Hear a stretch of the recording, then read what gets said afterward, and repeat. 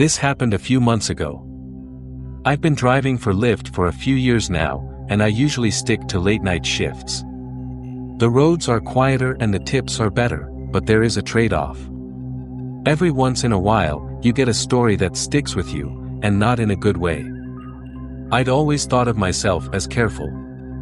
I've dealt with my fair share of odd passengers, but nothing, and I mean nothing, even came close to being as strange as what I'm about to tell you. I didn't have a dashcam at the time, and that night was the main reason I installed one. It started off normal enough, just me and the odd sounds my car would occasionally make. I've got this beat-up 2005 Volvo, but it's reliable as hell. The streets were quite literally deserted, which, like I said earlier, I preferred. Sometime after 2 p.m., I got a request from a convenience store nearby. Seemed harmless at first, but for some reason, I got this weird feeling in my gut about it. You ever get that feeling like something's off, but you can't explain why? That's exactly what hit me as I drove up. Before I even saw the guy, I figured out why I was getting that gut feeling. The convenience store I was pulling up to was closed. All the lights were off, and there was not a single car in the lot.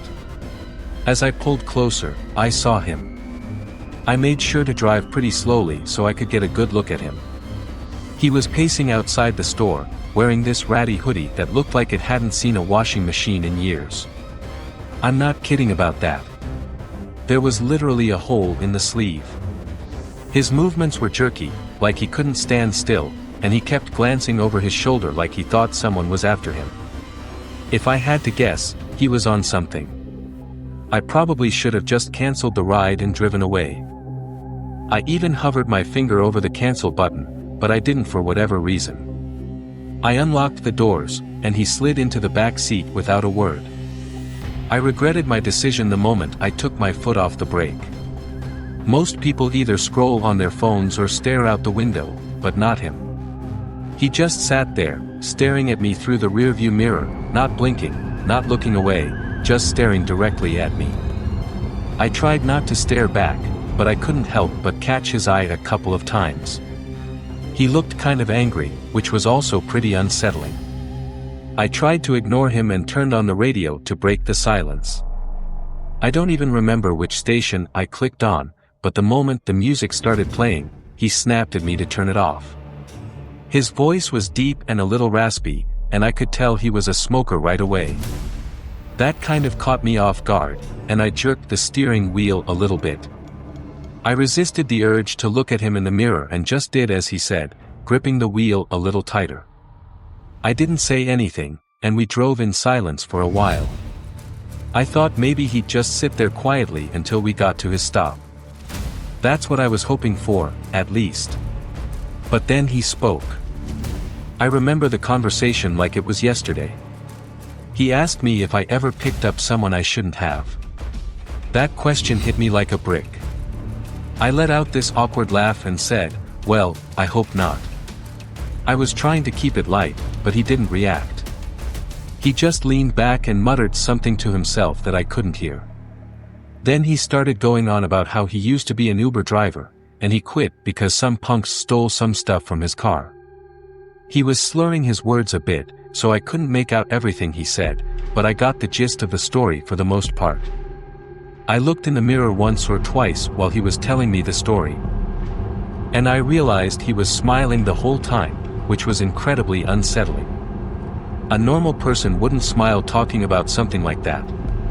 He concluded his story by saying, "It's funny how much trust you put in someone sitting right behind you." That comment was what did it for me. I started thinking about him as more of a threat than just a crazy drug addict. Unfortunately, there wasn't much I could do about it. I felt my pulse speed up. I kept my eyes on the road, but my mind was spinning. I glanced at the GPS, focusing on the destination like it was some kind of lifeline, but the guy did not know when to stop talking.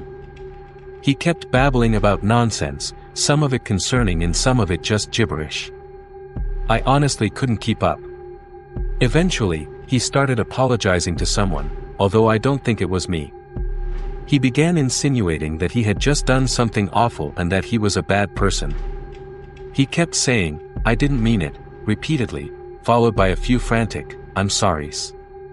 I didn't respond, worried that he'd do something if I did. I didn't know what he'd done or what he was capable of, but I wasn't about to find out. We were only a few minutes from his stop when he snapped out of his muttering haze and yelled at me that I had missed the turn. I didn't miss it, the GPS clearly showed we were on track, but I slammed on the brakes anyway, mostly out of fear. He demanded that I pull over, so that's what I did. My hands were shaking at that point. I just wanted the nightmare to be over. As soon as I shifted into park, headlights appeared behind us. It was a police car. I said a silent prayer and watched as it crept down the road, its spotlight briefly sweeping over my car. The guy in my backseat slouched down like he was trying to stay out of sight. I turned my head and saw him lying almost perfectly flat on my backseat with his eyes closed. I whipped my head back around before he saw me, trying to keep my breathing steady. He stayed in that position for a really uncomfortable amount of time. I wanted to ask him to leave, but decided against it. Eventually, he lifted his head and told me I had gotten lucky. Before I had a chance to do anything, he opened my car door and disappeared. I ended up calling my shift short after that. I was shaken up and didn't feel like driving around anymore. It wasn't until a few weeks later that I came across something on my phone that proved how dangerous of a situation I had been in. According to a news article, a convenience store had been robbed on the night I picked up that passenger. It was 2 blocks from where I had picked that guy up. It makes me sick knowing I was inches away from a dangerous criminal who could have harmed me if he had chosen to. I'm a little scared to contact the police about this. I try to avoid law enforcement for various personal reasons I won't get into. I'm not really sure if my report would even help. Either way, I'm much more cautious about who I let in my car.